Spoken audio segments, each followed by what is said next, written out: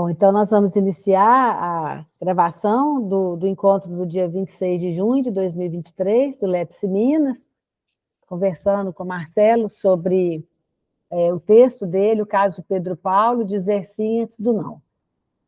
Então, a palavra está com você, Marcelo. Obrigado, Mônica. Obrigado, gente, pela presença. É uma alegria tê-los aqui e, evidentemente, a gente discutir algo que nos aquece sempre nesse trabalho que a gente faz, que a gente desenvolve.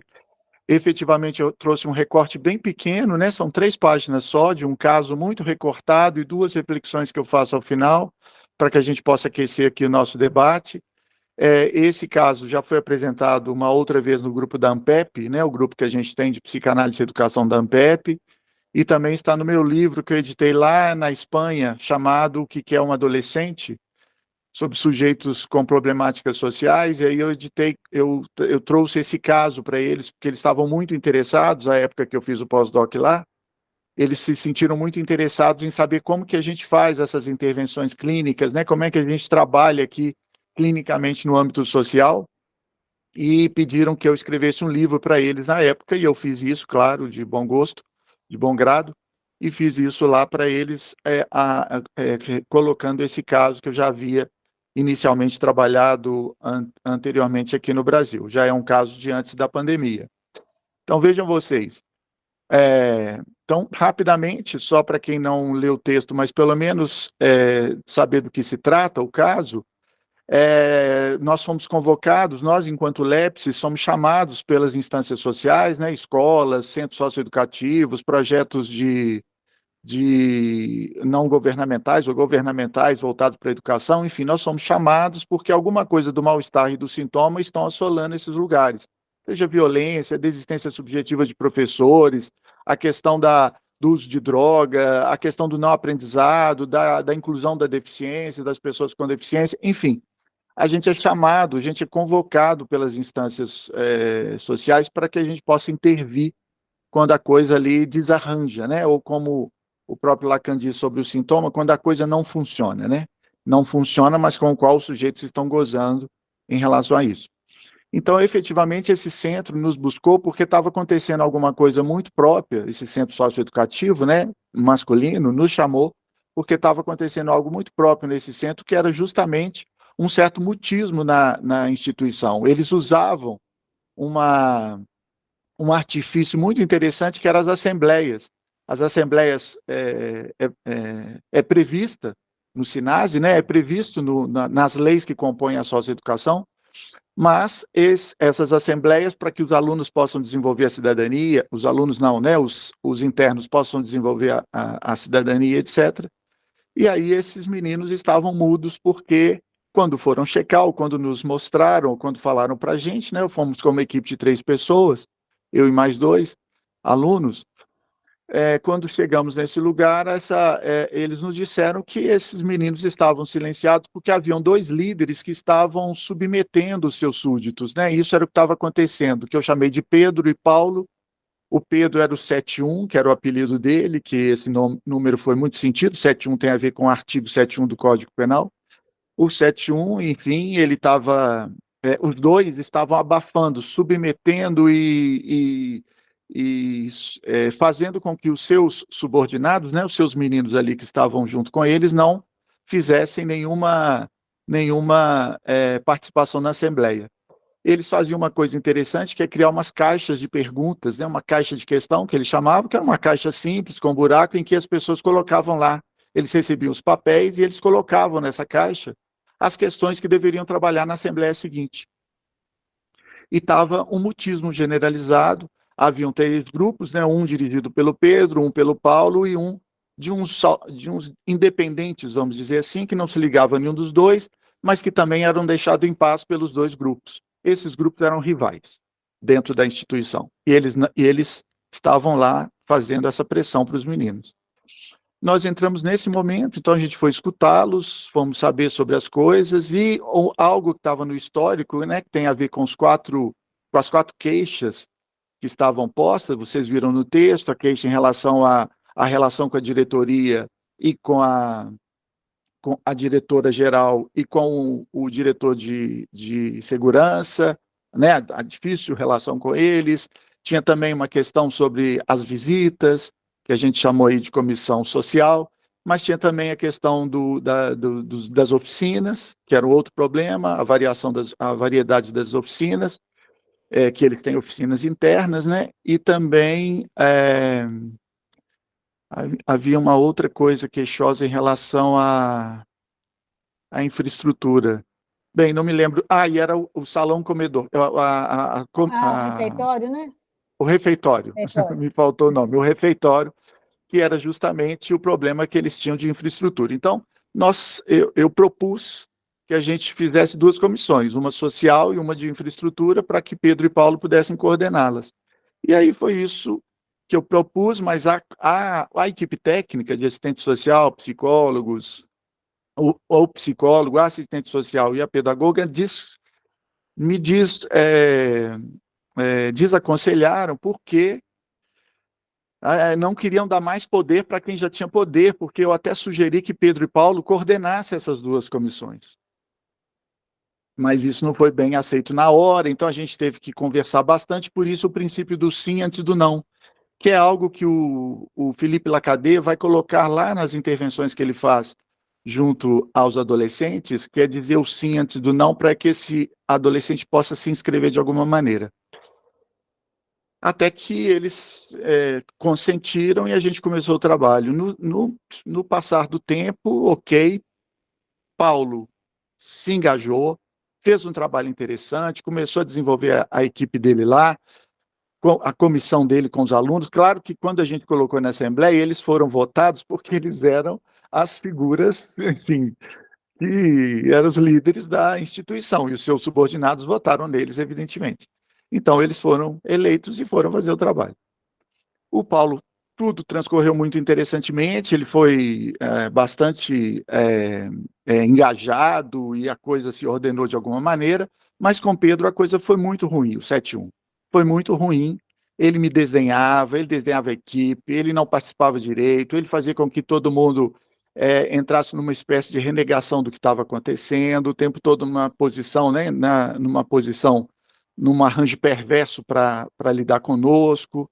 Ele era muito difícil, até que em certo momento, que é o que eu falo lá no texto, né, em determinado momento ele é chamado, eu chamo para a gente conversar no espaço de fala, ele vem sozinho, não vem com a equipe dele, ele vem sozinho e ele saiu da oficina de origami com um pássaro, uma dobradura de origami na mão, que era um pássaro, e chegou na sala, silencioso, sentou, eu perguntei para ele o que estava se passando, como é que estava a comissão, ele ficou em silêncio, eu também fiquei um tempão, aqueles silêncios de 2 minutos que parecem 2 horas, aí fiquei ali em silêncio com ele, ele também ficou, até que uma hora eu falei, mas então, ele disse, ele teve um ar muito, assim, de desdém, muito irritante, assim, muito aquela coisa meio estranha, e levantou-se e disse, e aí eu já estava pensando, né, nesse silêncio, eu já comecei a pensar que o negócio não estava dando certo ali com a equipe dele, a gente não estava conseguindo alcançá-los, mas aí é a questão da clínica, né? É a questão das relíquias inestimáveis do arqueólogo que o Freud vai falar lá em Dora. Ele me joga o origami na mesa, ele levanta para sair, me joga o origami na mesa e fala assim, dá para sua filha. Aqui, dá para sua filha. Aí eu pensei rapidamente assim, ué, ele nem sabe se eu tenho filho, se eu não tenho filho, assim, como assim? Alguma coisa, era outra coisa que estava sendo posta, algum lugar que eu fui colocado, e é óbvio que tinha a ver com um lugar paterno, né? Porque dá para sua filha, quer dizer, algo do pai estava posto na ordem da coisa, então eu pensei, tem algo da transferência, ele já tinha saído da sala, assim, aí eu pulei lá no corredor, falei assim, Pedro, a gente pode te ajudar, a gente está querendo isso, mas me avisa quando você decidir. Ele me escutou assim, deu as costas e foi embora. Bem, aí é a aposta que a gente faz, né? Aposta clínica, evidentemente, porque aí o desejo do analista está presente, né? Assim, olha, a gente quer te ajudar, nós queremos isso. Me avisa aí quando você decidir, porque aí a decisão fica por conta do sujeito. Mas depois ele procurou um um dos orientandos, dos meus orientandos, que tinha mais, que ele estava mais ligado assim, ele procurou para fazer a comissão dele funcionar.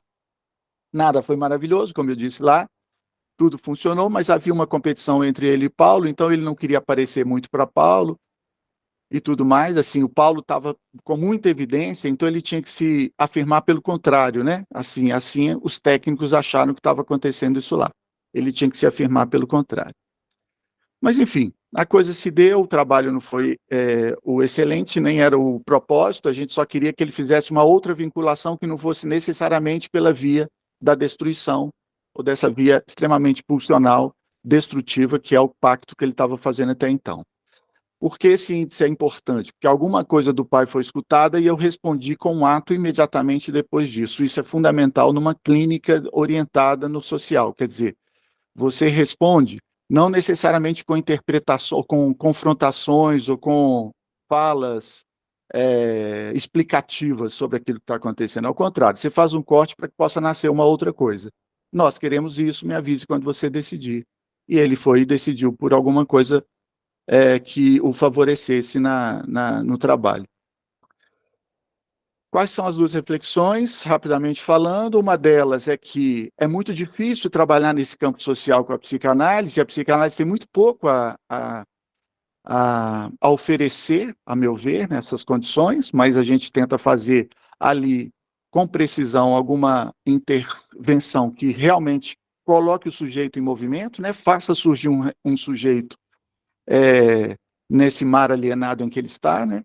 Então, mas por quê? Porque, geralmente, nas instituições educativas, a gente funciona entre dois modelos, né, ou entre dois polos que ficam sempre muito difíceis de operar, que é justamente ou da repressão social, que era o que estava acontecendo nessa instituição, né, os técnicos estavam reprimindo esses dois por eles serem líderes e estarem submetendo os seus, ou da compreensão. E isso, a repressão, faz com que o adolescente se perceba como vítima e se reitere no lugar de vítima e condene o social, né?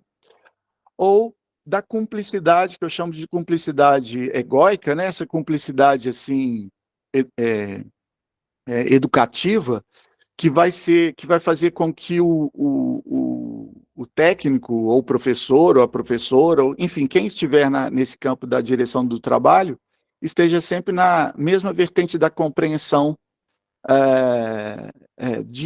do entendimento, de ser cúmplice um pouco desse adolescente, e que aí faz com que essa diferença, né, com quem ele vai confrontar, seja sempre diluído, né, a coisa sempre seja diluída, e aí ele não tem como se afirmar nessa diferença dele. E talvez a gente tenha que se situar entre os dois lugares, né, nem na compreensão educativa, nem tampouco na repressão social. Né? Nenhum dos dois polos seja interessante, mas é uma armadilha difícil de resolver. E a outra coisa que talvez valha a pena a gente discutir aqui, que diferentemente do sintoma do adulto, que é alguma coisa que nos desarranja e a gente busca um analista para poder resolver o sintoma, que é insolúvel, evidentemente, mas enfim, a gente vai buscar para resolver o sintoma, porque ele está desarranjando o todo, né, da nossa vida, né, está nos desregulando no social. No adolescente, o sintoma, quando ele apresenta o sintoma, é uma forma dele afirmar a sua diferença. Isso muda muito a ótica da clínica com os adolescentes para a clínica adulta. Quer dizer, o adolescente precisa do sintoma, precisa manifestar esse sintoma para ele se afirmar, para ele poder realmente se inscrever a sua singularidade. Ele está ali conformando o sintoma. Eu gosto muito da expressão do Eichhorn, lá de 1925, né, um pedagogo e psicanalista freudiano, da época gloriosa lá do Freud, em que ele vai escrever justamente algo assim, quer dizer, o adolescente precisa formalizar o seu sintoma. É uma maneira que hoje a gente não usa propriamente essa titulação, mas a gente coloca assim, o adolescente precisa inscrever-se, né, com o seu sintoma, ou ele precisa ali inscrever a sua singularidade que o sintoma traz. É como se ali ele estivesse realmente fazendo uma espécie de singularização da sua subjetividade, né? Então, o adolescente ele precisa necessariamente querer remover isso do adolescente, né? Querer tirá-lo da sua condição sintomática pode gerar danos absurdos, né? Da passagem ao ato ao suicídio, né? Essas coisas que a gente não consegue operar porque a gente faz uma clínica, a meu ver, equivocada com os adolescentes. Então, nesse sentido, quer dizer, o adolescente que é delinquente, ele está tentando se afirmar através da delinquência. Então, talvez valha mais trabalharmos para que ele possa criar vias menos destrutivas para si e para o outro, na afirmação do seu sintoma, do que propriamente a tentativa de removê-lo ou de retirá-lo dessa condição. Essas são as duas reflexões que eu trouxe no livro. Depois eu vou trabalhar a questão que eu trouxe no texto que vocês tiveram acesso, mas no livro eu estou indo a isso porque eu vou trabalhar a questão do ideal do eu e da questão da psicologia das massas para explicar um pouco como essa formalização se daria. Obrigado, Mônica. Obrigada a você. A gente vinha desligando, né, depois dessa parte, e a discussão não grava isso, então nós vamos parar de gravar aqui.